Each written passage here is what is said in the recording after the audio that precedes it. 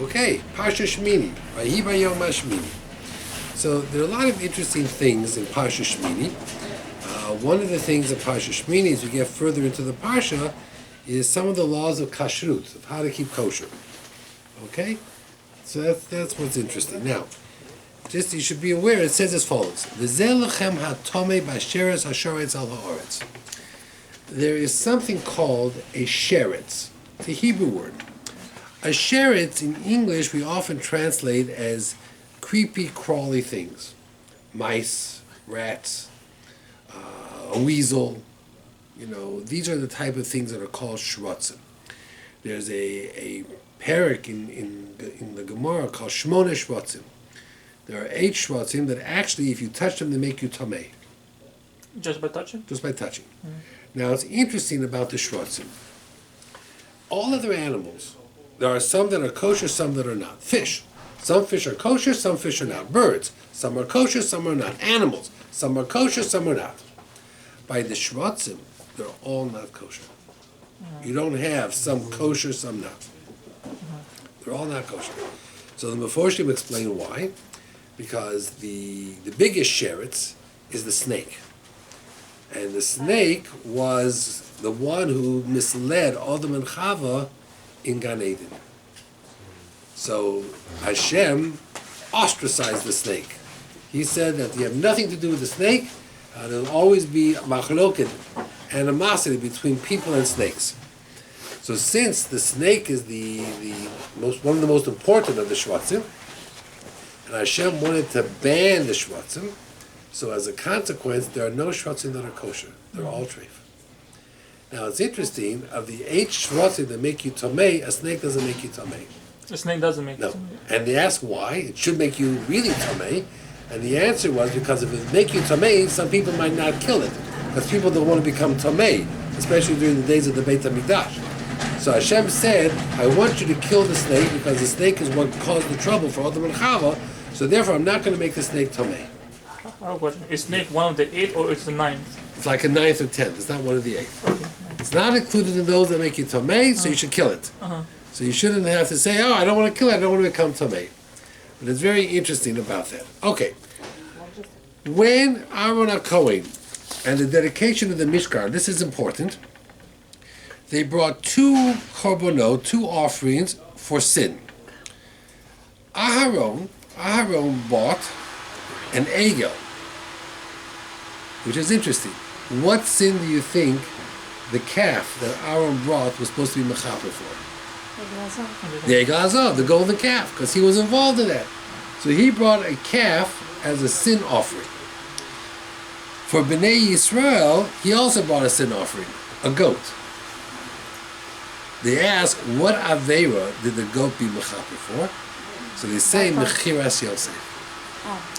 Why? Because the coat of Yosef, they dipped it into the blood of a goat. Now, why was this necessary at this point? Very interesting reason.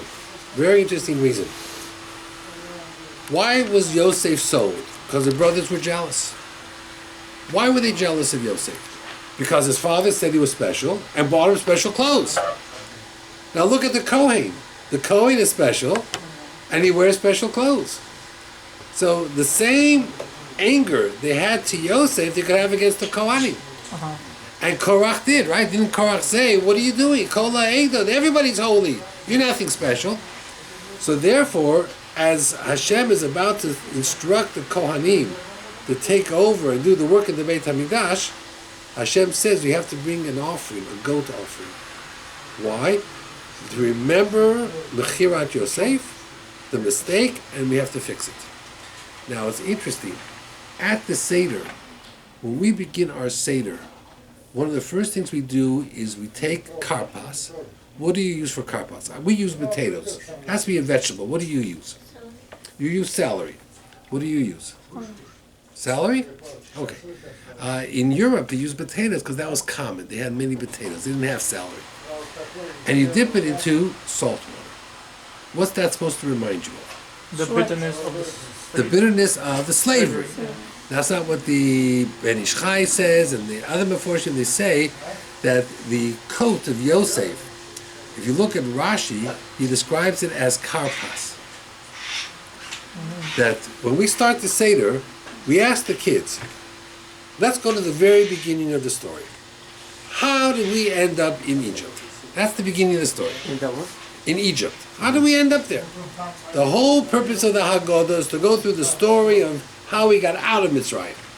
So someone has to ask the question, how did we get to Egypt in the first place? Sarah, do you know, how did we get to Egypt in the first place? No way. You know what? They took a tour. They took a boat ride, and they ended up in Egypt. They got lost. No. Yaakov went with 70 people. Well, but Yaakov didn't go the first one. How did they get there? Abraham began. He went down there first, but he left. Who was the next one who ended up in Egypt who brought everybody down? Yosef. So the first thing we do is we ask the question, how did we get to Egypt? The answer was Yosef. Okay. How did Yosef get to Egypt? He was sold by his brothers. He was sold by his brothers because they were jealous of him, and they dipped his coat, and he was crying karpas. His coat is represented by karpas, and the bitter tears that he cried is the salt water. So when we begin the Seder, one of the first things we do is we take the karpas, the vegetable, we dip it in the salt water. And we start the story. What happened? Well, we had a problem. The family wasn't united. There was jealousy. Yosef ended up in Mitzrayim. Eventually, he became very powerful. Then there was a famine. The brothers came down. Yaakov came down. We ended up in Egypt. So it's fascinating that when we talk about the Seder, we talk about how we got there in the first place. We have to figure out the beginning of the story. Okay. When Moshe went to Aaron and said to Aaron, Hashem wants you to be the Kohen Gadol. Right? Hashem wants you to be the Kohen Gadol. What was Aaron's response? What did Aaron answer?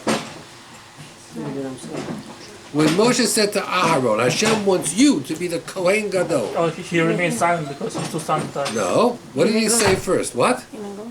He said, I'm not the guy. I'm not your man. I'm not your man. So Moshe said to Aaron, it's because you don't think you're the guy is why you're the guy. If you would have said, yeah, I'm the guy for the job, you wouldn't get the job. When Hashem said to Moshe, I want you to go down to Egypt to take the Jewish people out of the tribe, what did Moshe say? I'm not the guy. I'm not the guy. Hashem says, that's right, that's why you're the guy. They bring down a story that many of the Jewish leaders came to Rav Tzvi Pesach Frank in the 1930s, to talk about the problems of Yerushalayim, of Jerusalem, and they felt that they needed a chief rabbi. So Tzvi Pesach Frank says, so why are you coming to me? I'm not the guy for the job. And he says, you are exactly the guy for the job. Because you think you're not the guy, you're the guy. You're the guy for the job. That's what they said to Tzvi Pesach Frank. When he became the first chief rabbi of Israel, was because he felt he should be that way. Now it's interesting. When Moshe Rabbeinu asked Aaron, why did you burn a certain korban, the korban of Rosh Chodesh? He should have eaten it, but he burnt it. So Aaron says, because that's what you taught me. You taught me that the korbanot that had only this time and they weren't coming again, we should eat. But the Rosh Chodesh korban comes every month, and we just lost my 2 children, so better we should burn it. Moshe said, you're right. Moshe said, you're 100% right. I forgot. I got angry, and a few times that Moshe got angry, he forgot the halacha. So Moshe says, you're right. So they bring down a story from Rabbi Yisrael Salanter.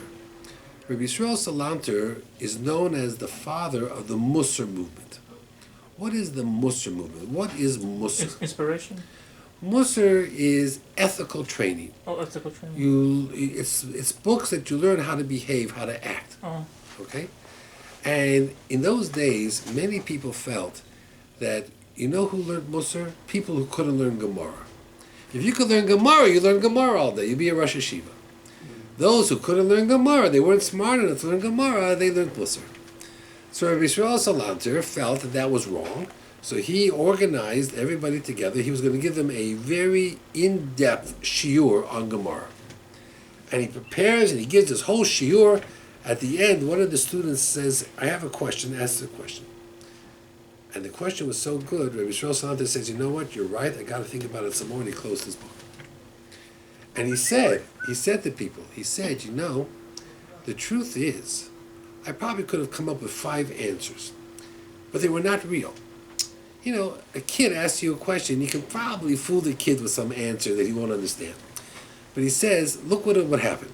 In order to show that I'm a big Talmid Chacham, I'm going to give an answer that's not real in order to be able to fool myself. So then, what kind of a Musar guy am I? The whole purpose of learning Musar is to be ethical, to be honest. And now, for my kavod, I'm going to be dishonest. He says, that's crazy. That's not something I could do. So he says he just didn't want to do it. And therefore he said to the student, your question is a very good question, I don't have a very good answer. And he didn't try to fool the kid, and he admitted it. That's where Musar, comes into Torah learning, and very, very significant. They bring down the story, back to what we were saying before, with Reb Shlomo Zalman Auerbach. When they were looking for a Rosh Yeshiva of the Yeshiva Kol Torah in Bayit V'Gan, they interviewed Rabbi Auerbach. Rabbi Auerbach was a tremendous Talmid Chacham. And some of the leaders of the community interviewed him, and during the interview they asked him questions. And he answered to one of the questions. He says, you know what, I really don't know the answer to that question. I don't know. That's a very good question.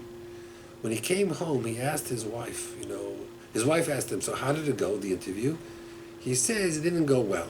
She says, it didn't go well? Why not? He says, they asked me questions, I didn't know the answer. And I told them I didn't know the answer, so I'm not going to get the job. The next day they came and they offered him the job. So he said, but I didn't know the answers. He says, we don't want someone who knows the answers but doesn't know the answers. We want someone who actually knows when he doesn't know. That means to tell me you know the answer, you just can't think of it now, or to pretend or give us just some crazy answer. He says, we want someone to lead the yeshiva who's honest, who knows what he knows and who knows what he doesn't know. Because if you don't know it today, tomorrow you'll learn it, you'll know it tomorrow. Knowledge is something you can always acquire. So Rosh Shlomo Zalman Auerbach, again, it comes out that through his anivus, through his humility, he understood that. This is something that my niece wrote, Gnendel Krohn, in the Bina magazine. So, taking luxury from quoting my niece, something very interesting. I'll give you an example. Rabbi Elio Lapian used to use this when he used to give shmuzim. He says, a little kid is sitting at the table, and he's drinking a cup of hot cocoa. And when he finishes, it's like halfway through, when he finishes, he leaves the cup at the end of the table like that. The mother walks by, knocks the cup over. So the mother screams at the kid and says, Moshe, what are you doing? You can't leave a cup at the end of the table. Accidents will happen if you leave a cup at the end of the table. Later that day, the mother's drinking a cup of coffee.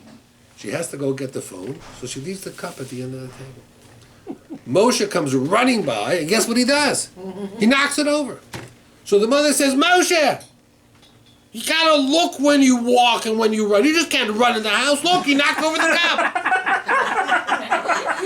So Rabbi Leo Lapian says, it's impossible that the same kid should be guilty twice.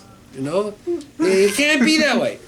Must be that human nature is to shift the blame to others. Yeah. When I deal with people, I often say you have to own your mistakes. Make a mistake, you have to own it. Finished, own it. Take responsibility. But there are people who just cannot take responsibility. And they always shift it somewhere else. When Aaron and Moshe prepared all the korbanot, right? Prepared all the korbanot, the fire did not come down. So Aaron said to Moshe, I know why the fire did not come down. Hashem is angry at me. So Moshe said, how do you know he's angry at you?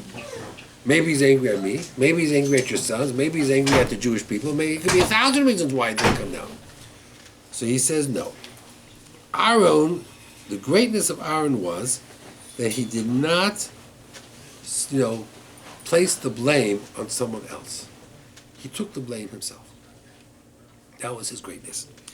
He brings down a story here, Rav Yerucham Levovitz quotes, he brings down a story. He says there was an older man. He comes to his doctor. He says to his doctor, doctor, you got to help me. He says, what's the problem? He says, my wife can't hear me. When I talk to my wife, she doesn't answer me. Something's wrong with her hearing. So the doctor says, well, how bad is her hearing? She says, I really don't know. He says, well, do a test. When you walk in the door, call out to your wife, see if she answers you. So he walks into the door, he says, honey, what's for supper? Doesn't hear an answer. So he walks to the dining room, says, honey, what's for supper? Doesn't hear an answer. Walks to the kitchen. His wife is by the stove. Honey, what's for supper? Doesn't hear an answer. So he walks right up to her and says, honey, what's for supper? And she turns around and she says, I told you 4 times already, it's chicken. Who has the problem with the hearing? He does. It's nothing to do with her. He assumes she's not hearing. She can't hear him. She hears fine. He can't hear. Well, she said 4 times. Because she said 4 times, so when he walks, he can't hear. So the doctor says, why are you blaming her? Her hearing is perfect. It's your hearing that's not good. You understand? You have to take responsibility. You have to take responsibility. He brings down over here, he says something interesting. If this is true, she writes over here that Geico Insurance, they give you a card that says in an accident, rule number 1 is not, you would think the first rule is call 911. That's number 2. The first rule is do not admit guilt. If you get into an accident and the other driver comes out, what did you do? Our tendency is, I'm so sorry, I was texting, I was distracted, I didn't see you. No. So Geico writes on their card, the first rule is keep quiet. Don't say you made a mistake. Don't admit guilt. That's the first one. Now, maybe if God forbid you're in an accident, that's a good policy. But that's not a good policy in life. In life, you have to admit when you make a mistake. You have to admit when you're wrong. That's a more important policy. Not that you go over here, not to admit guilt. I once told you the story a few months ago that Rabbi Lapian was once walking up a flight of stairs in the yeshiva Kamenetz and he slipped and he fell. And he was sitting on the steps. And one of the students came over and says, Rabbi, are you all right? He says, yeah, I'm fine. But he still sat on the steps. Another student came by and says, Rabbi, are you all right? He says, I'm fine. Still sat on the steps. So finally, someone said to him, why are you sitting on the steps? If you feel fine, you should get up. He says, I'm trying to figure out what Hashem wants me to learn because I fell.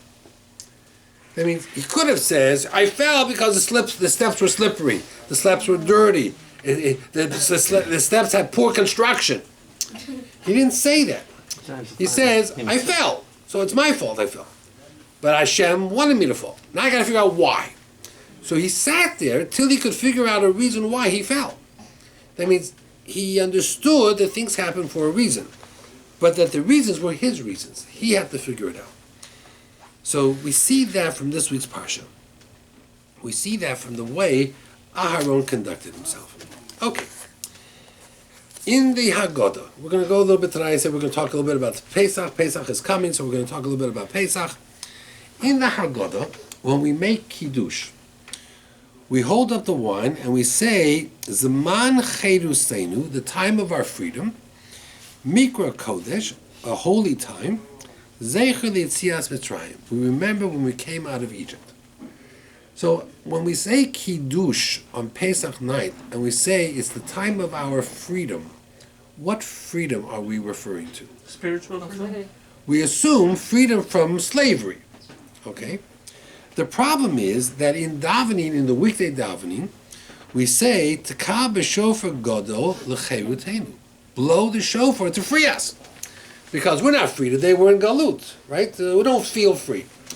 So how, an hour ago when we daven mincha, we say to Hashem, free us from our Galut, our slavery, and now the sun sets and we hold up the wine and we say we're free. Either we're free or we're not. We can't be both. So he brings down from the Ramchal, from Moshe Chaim Luzzatto, the Ramchal, brilliant, a Kabbalist. He says the whole purpose of going out of Mitzrayim was to stand at Har Sinai and get the Torah. That was the purpose. You know what happened when we got the Torah?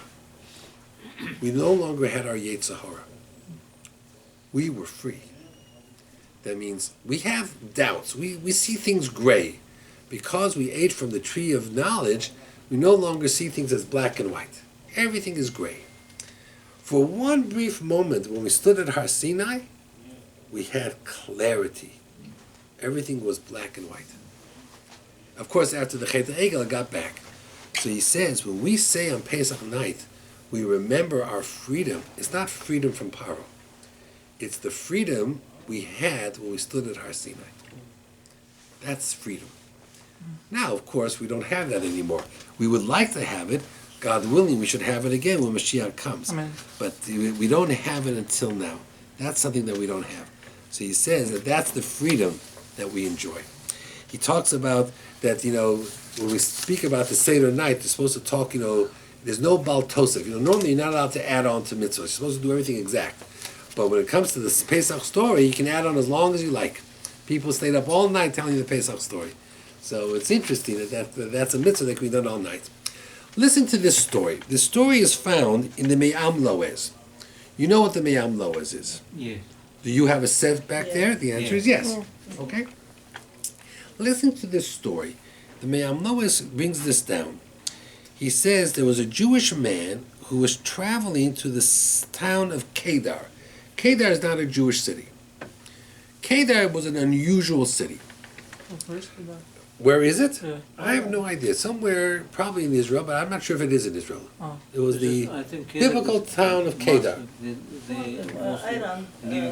Muslim, probably a Muslim town, or whatever it was, this town of Kedar. He says the town of Kedar was unusual. If you were carrying money and you were traveling on the road, it was very dangerous because there was all these robbers who would rob you. And if they robbed you and you had money in your pocket, they would take your money, they would kill you. But if you had no money, they left you alone.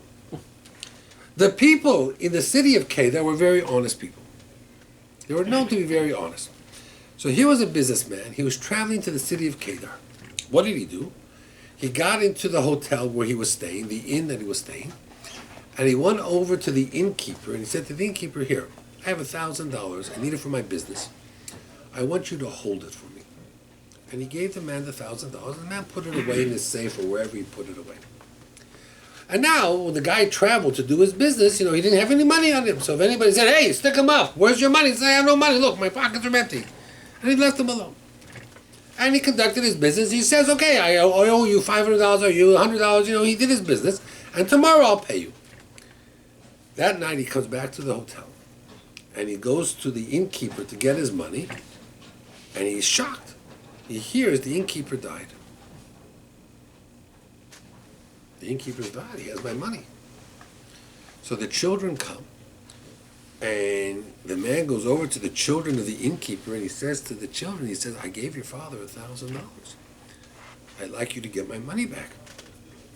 So the children says, well, we're all very honest people in the city of Kedar, but my father never told us you gave him $1,000. So number one, I don't know if it's true or not. And number two, even if it's true, I have no idea where my father put it. My father, again, didn't have a safe, so he could have hid it. Who knows where he hid it? I have no idea. We don't know. But don't be worried, he says. In Kedar, after a person dies, 3 days later, his spirit comes back and tells the family what life is like in the next world because they worship the fire. So many people in Kedar used to throw themselves into the fire, or they would go through fire and they would become holy. So he comes and he tells us what it's like, and he gives us instructions what to do. So when my father comes to us, when his ghost comes to us in 3 days, we'll ask him about your money. Now, this Jewish guy, imagine this Hasidic Jewish guy, says, this is pretty crazy stuff, but, 3 days, I'll wait 3 days. On the third day, they're sitting at night around the table. I guess the candles are lit. They're not Jewish, right? They're not Jewish, because people don't care they're not Jewish. And they're probably going, whatever it is. And all of a sudden, the image of the father appears.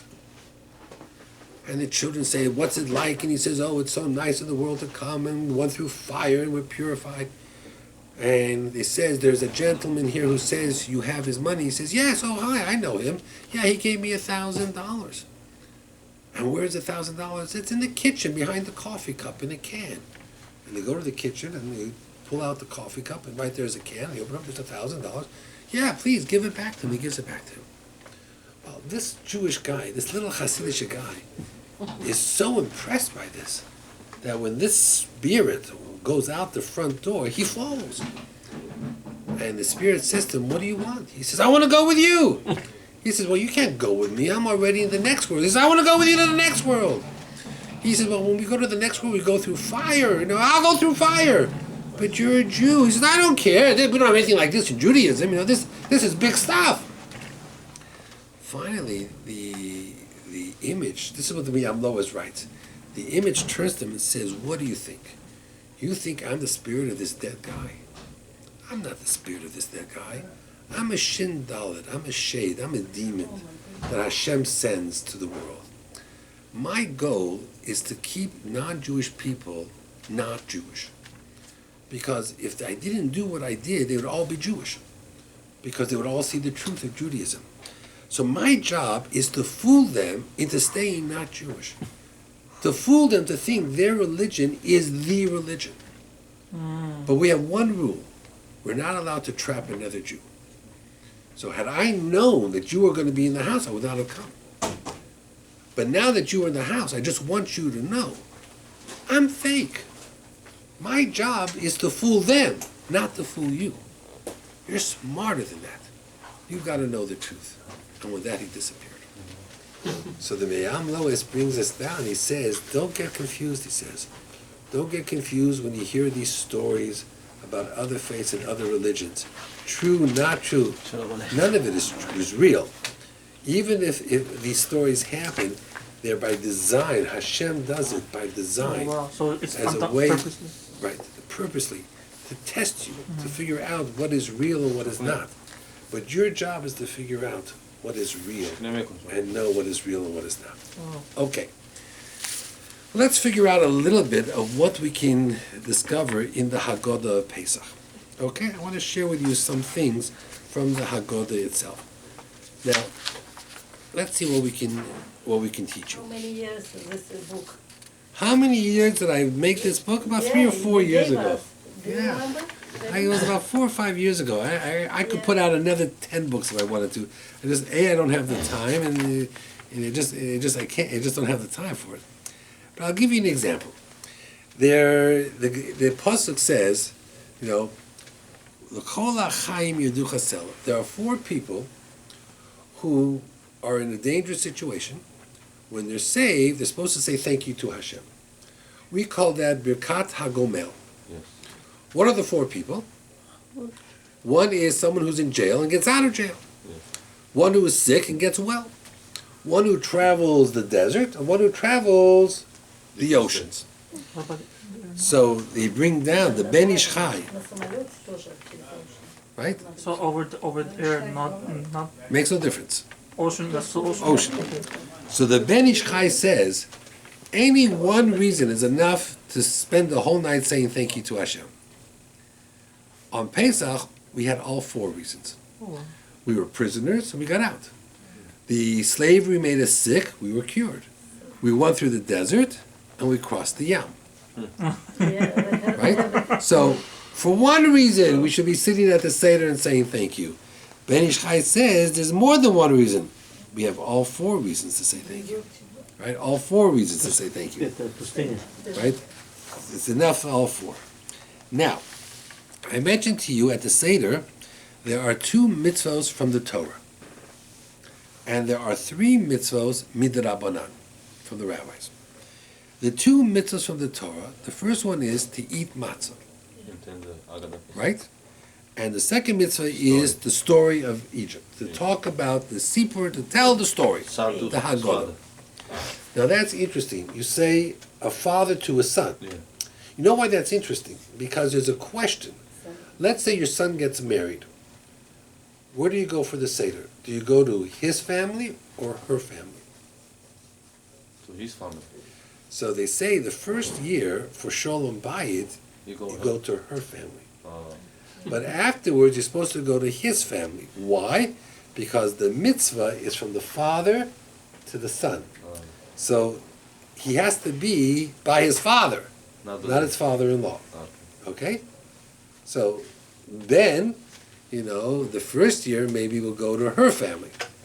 But the years afterwards should come to your family. What he'll do on his own. I'm not telling you what he's going to do. The Bukharians do what? They don't go to either family. Different. What do they do? They always go to his family. Always. The husband's family. Yes, husband family. Which is what I just said, is what you should do. No. Because the father has to teach his son. Yeah. Yeah, but you said by the shalom by For the first year. But First year even in total. the first year, they have They to don't come go. the husband's Because parents. they have their own view of Shalom Bayit. Bukhari view. The Bukharian view of Shalom Bayit is whatever the husband says you do. Right? Okay. Patriarchal. I still have to learn that. No, I learned it. My wife has to learn it. I learned it. My wife has to learn it. So that's interesting when you say that, because it's a halachic discussion, and you're not wrong. You're not wrong when you say the son should go to the father. Eating matzah. So when you eat the matzah, what are you supposed to be thinking when you eat the matzah? Why are we eating this matzah? That means if you stop at the Seder, remember the whole purpose of the Seder is to think, is to ask questions and think of what you're doing. So if I asked you, Sarah, at the Seder when you're eating the matzah, what are you thinking? Why are we eating matzah? What would be the reason you would give me? You would shake your shoulders, but you went to yeshiva, you got to know a little People bit. are thinking why it's not salty. Why is it not salty? Why is it lechem oni, poor man's bread? What's the kavona? What are you thinking about when you're eating the When matzah? they came out of Egypt, they didn't have time to bake bread. So the answer is, a lot of people think we eat the matzah because in Egypt, when we were slaves, we ate the matzah. That's not the correct answer. Because during the last year, they weren't slaves anymore. Those the makot. They had regular bread. Yeah. They ate the matzah because when they left Israel, they left so quickly they didn't have time to make regular bread. Yeah. Okay, that's what Rabbi Gamliel says. Matzah zu she'anu ochlim al shum ma. Why do we eat this matzah? Because we didn't have time to make regular bread. That's the thought process. That's why when we eat the matzah, we don't sit straight, because it's not affliction. We lean, because it's something like the maror we sit straight, but the matzah we don't. You were going to say something. I heard somebody say that when you bake Bread. when you bake bread, right, it takes more than 18 minutes. So but the reason for matzah is it takes less than 18 minutes. So the same thing with Mitzrayim. If we were Mitzrayim for a longer time, we would have become like chametz. But since We were at risk that if we'd stayed longer, we may never have gotten out. Now, look at the rabbinic mitzvos. The first mitzvah that Rabbanon is to drink 4 cups of wine. Yes. Now, what happens if a person says, you know what, I'm thirsty. I'm going to drink 4 cups of wine. 1, 2, 3, 4. Yeah, that's it. Now, pass the vodka and let's get serious here. Yeah. The wine, what's that? That's water, water. Now we're serious. Do you fulfill the mitzvah of drinking 4 cups of wine if you drink them one after? The answer is no. Why? Because the slavery didn't happen overnight. It happened over time. Yeah. And we didn't leave Mitzrayim overnight. We left over time. So the 4 cups of wine is over time. It has to be at intervals. We don't drink them at once. Now, in halacha, when you make a bracha, borei pi hagofen, it covers all liquids. So some people who sit at the Seder, they're thirsty. So what are you supposed to do? You can't drink wine in between because the wine is special, the 4 cups. So you can drink soda. But you didn't do Netilat Yadayim yet, you didn't do. So some opinions are that if you put the soda on the table at the time you make Kiddush, then throughout the Seder, if someone is thirsty, they can drink the soda. That's how Ashkenazim sometimes do it. No problem. No problem. I don't really do that, but people do that. So you should know that there are opinions that do that. Water. Keep Okay? When we make the borei pi hagofen on the wine, we all make it. I know by the Sfardim only one person makes it, Yeah. but we say Kiddush together because it's one of the 4 cups. And everybody has their own cup of wine. So we all make the borei pi hagofen together, all 4 cups. You only make it on the first 2 cups, I think. In the second 2 cups, you don't make the Bori Pri Gofen. We make the Bori Pri Gofen on all 4 cups. Why? Why is it different? Because they're 4 separate cups of wine. They're not connected. Which is interesting because the second cup happens after Birkat HaMazon, and we make Bori Pri Gofen, and then the 4th cup comes at the very end, and we make Bori Pri Gofen. And then we make a Bracha Achrona. So we do that. The next mitzvah, Why do Harim Мы don't говорим drink только на два. so Sephardi Потому что когда мы don't делаем drink? Not sure. Сфарды не говорят уже на два последних. the next mitzvah is to Да, eat да, moror. четыре говорит. Is to Они eat все четыре moror. говорят. Мы на все 4 говорят, да. So, what we eat horseradish. Romaine lettuce. Some people eat regular lettuce. Some people eat romaine. We do a combination of both. We couldn't eat horseradish a shiur of horseradish. We would just. Is it bitter? It's No, bitter. it's So we spicy. take leaves of romaine lettuce, and we have chunks and ground up. We put it in, and we put it all together. We dip it in the charbotzas, and we eat it. Что такое? So the lettuce helps us make the shiur, Это but we eat horseradish root. А, вот это? It really clears out your sinuses, это. and it reduces you to tears. Sometimes it's very strong. How do you eat the bitter with the sweet? Well, that's the interesting thing about the Mora, because the slavery was bittersweet. It made us into a nation. It got us out of Mitzrayim. Because it was so bitter, we got out earlier. So it was bad news, but it was good news also. It was bittersweet. Between. Tomorrow is not really sweet though. Like when you eat. Well, the Mora is not sweet. Trust me. You're talking about the Put horse. some You're sugar talking about and sweet. talking about whether the lettuce is sweet. I mean, That's why we it's put not- the bitter herbs inside. Чуть-чуть We put сладкий. real horseradish. We take horseradish root and we cut it up and we ground it up. Have you ever done that? Chrein. We're talking about chrein from the raw chrein, You do what? not with beets. Which one you do? We do both. We take lettuce and we put inside the lettuce horseradish, Horseradish. and then we put it together and we eat You it. said you dip it in something. We dip it into the charbotzet. You're supposed to remember you dip Carbonate twice. is Horseradish. sweet. That's what- It's sweet, but that sweetness doesn't take away the bitterness. Есть, она сказала хрен, но тоже позитив. Oh yeah. Horseradish, а? This will bring tears to your eyes. You're not going to be able to sit on the chair after this. By the time we give you what you need to eat, man, it separates the men from the boys very quickly. Are we The- allowed to do crust water dip in with the salty water? That's something that Ben said. Dip what into salty water? Crust water. What is crest water? Yeah, that's crust water. Which crest?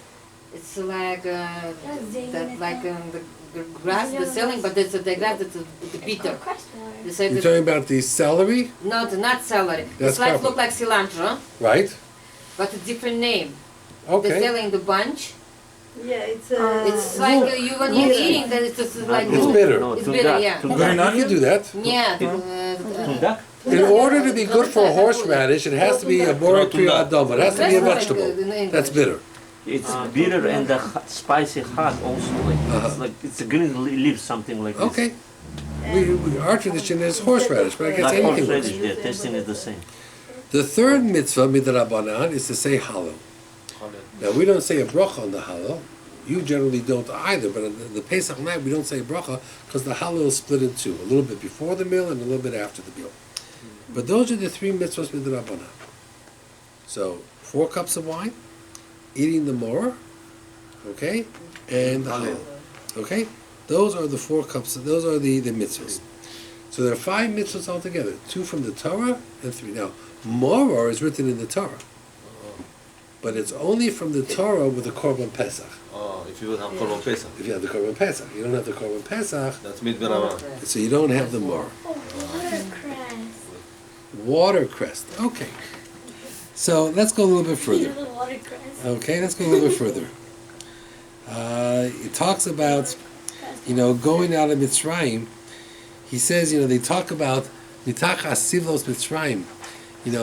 Rav Hutter used to bring this down a lot. Other people did as well. It was easy to take the Jews out of Egypt. What was hard was to take Egypt out of the Jews. yes. Yes. During the times that they were in the desert, they kept saying, I remember the good times in Egypt. How great it was in Egypt. You know, it was very hard, and in the end, they weren't successful. The people who left Egypt never made it into Israel, by and large. Yes. Most of them died in the desert. Yeah. So it was easy to take the Jews out of Egypt. The hard part was trying to take Egypt out of the The Jews. same from Russia. People come here, they still think in the Russia way. And in some ways, that's traditional, and in some ways, that's a problem. Correct. Okay? Communists, huh? That's a problem. Okay? So, you know, things of that nature. Now, And they still live over there and they're still thinking about that time. when they lived in Russia, Yeah. They're here, but they're still there. yeah, well, that's also a problem. Yeah. Yeah, that's a problem because It was they, easy to bring them here. but- Over Correct. 40 people already who come 40 and older, they still thinking that way. it's because when you get older, you don't change so easily. Yeah, easily. It's No, not you that. don't change. Now, it's interesting. You know, we talk about the Pesach Seder. At the end of the Seder, you open up the door for Eliyahu Hanavi, right? Yes. You open up the door and you say Baruch haba, and then you say the Tfilah Shvoch Hamascha. So they asked the question of Shlomo Zalman Auerbach, why do we open the door for Eliyahu Hanavi? Let me explain to you the question. Eliyahu Hanavi attends the Brit Milah, right? When we have a Milah, we have Zeh Kisei Shel Eliyahu Hanavi. Do you open up the door for him? No. No. He comes out. Comes on his own, right? Yeah. You don't got to open up the door for him. Yeah. So why at the Seder We open the we open up the door for Eliyahu Hanavi? So Rav Shlomo Zalman Auerbach gave an interesting answer. He says during the days of the Beit Hamikdash, when the Seder began and people came in, they used to lock the door. Why? Because the Korban Pesach had to be eaten inside, and you couldn't take a piece outside. make sure So people when- don't take it. That's right. So once the Seder started, that was it. Close. Nobody could go outside because maybe by mistake they'll take a piece of the Korban Pesach. When we opened up the door for Eliyahu, it was after we ate the Afikomen, which is for the Korban Pesach. So at that point, everybody opened their doors. Even in the days of the Beit HaMikdash, it was the first time you could open up the doors. You could get some fresh air in, you could take the garbage out, you couldn't go open up the doors. These days? What? Don't open the door these days? So to remember that, when we get to that point of the Seder, at the very end, we open up the door for Eliyahu Hanavi. But we're not opening up the door for Eliyahu Hanavi. After the Afikomen, we open up the door because everybody used to open up the door after the Afikomen. After that. So that was. There's always a question. I'll give you a different answer in a moment. There's a question. What do you do with the wine in the cup of Eliyahu? You poured the fifth cup of wine. It's the cup of Eliyahu. Yeah. So next to the sometimes people don't use wine. They use grape juice. next. Right? They use grape juice. What do you do with the wine afterwards? Do you pour it out? No, you leave it. No, You don't leave it all night. You just don't leave the wine on the table all Oh, no, you night. don't. Yeah, we cover No. it. You cover it. You cover do? it, yeah. Table, Yeah. yeah. Cover it till tomorrow, next Next, Seder in the Seder. daytime, we eat drinking. Yeah. Or some people take There's it. no as- Seder in the daytime. Why? Pesach? No, it's the second No, day. The no, night, this second night. One second. You daytime. fill up the cup of wine, the kosher Eliyahu, and then you cover it over, and you use it for the next day lunch. Yes, lunch. Yeah. Not lunch. Когда мы кушаем? Вечером пьешь, на второй седр пьешь ты So его. what's that was Eliyahu ты пьешь? For No, днем пьем мы. for the first kiddush. Днем, no, daytime. Daytime. Daytime. Yeah. Well, we Okay. can use that whole thing for the second No, night no, of no. Seder. We Right, daytime. generally do not leave liquids overnight open. No, I know we cover it. No, we cover it. I we cover it. understand. But some Covered people with what? with some Tissue. matzah or something. You know. No, Not no. matzah for sure. Napkin, supposed to be No. There's no way you put a matzah on a cup No, of you see wine. that under Something the glass. cup they have the The foil, plate. foil, They foil, cover put with the foil plate over on the top. Or some people, Rabbi, some people take that it, is, they we have use to it do for that Yom now. Kippur or something. Sunday, you can't They do put it. in a cup. We poured back in the bottle. We have to do that? No, I'm just telling you what we do. Ashkenazim, after they finish, we pour the wine back in the bottle. Okay? Like